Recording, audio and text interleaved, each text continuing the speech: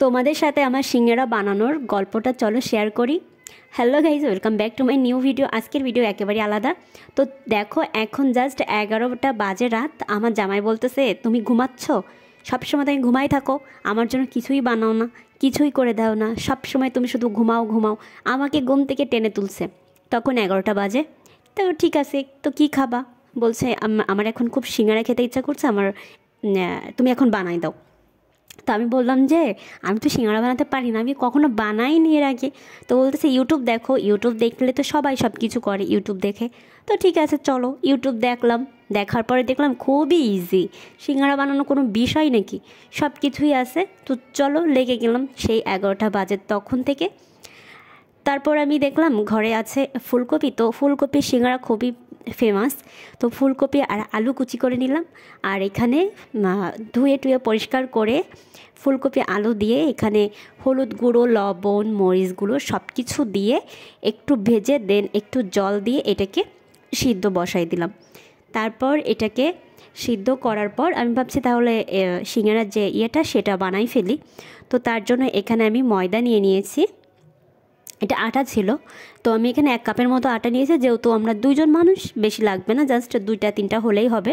তো তারপর এখানে দেখলাম চিনি দিয়ে দিলাম, লবণ দিয়ে দিলাম, তারপর এখানে তেল দিয়ে দিলাম। আর এখানে দেখি সিঙ্গারা পুরটাও কিন্তু অনেকটা রেডি হয়ে গেছে, কারণ এটা গলে গেছে।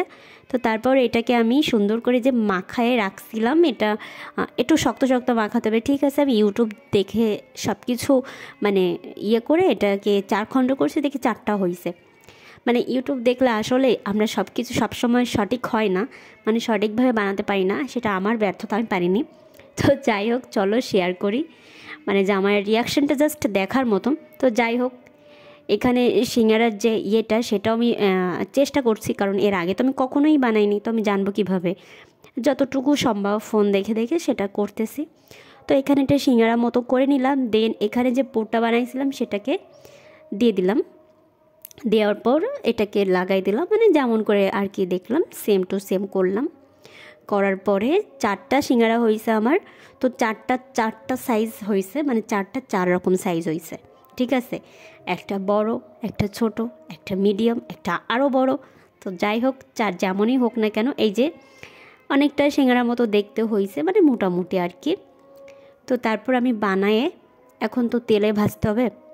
তো আমি এখানে পরিমাণ মতন কড়াইতে তেল নিয়ে এটাকে ভাজতে দিলাম। তো সুন্দর করে ভাজলাম। ভাজার পরে লাস্টে ভাজতে ভাজতে দেখি পুড়ে গেছে একবার, মানে একটু জোরে জাল দিয়েছি তো তার জন্য একটু পুড়ে গেছে। তো যাই হোক, পুড়ে গেছে তো সুন্দর হয়েছে, দেখতেও ভালো লাগতেছে।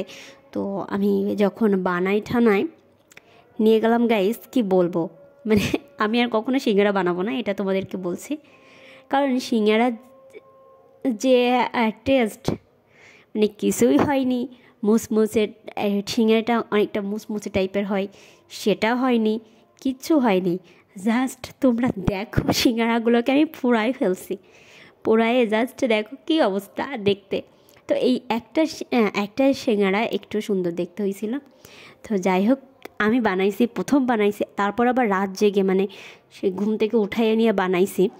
তো এখন তোর খেতেই হবে। তারপর সাথে 2টা চাও বানালাম। ঠিক আছে, আমরা এখন রাত্রে এটা খাবো।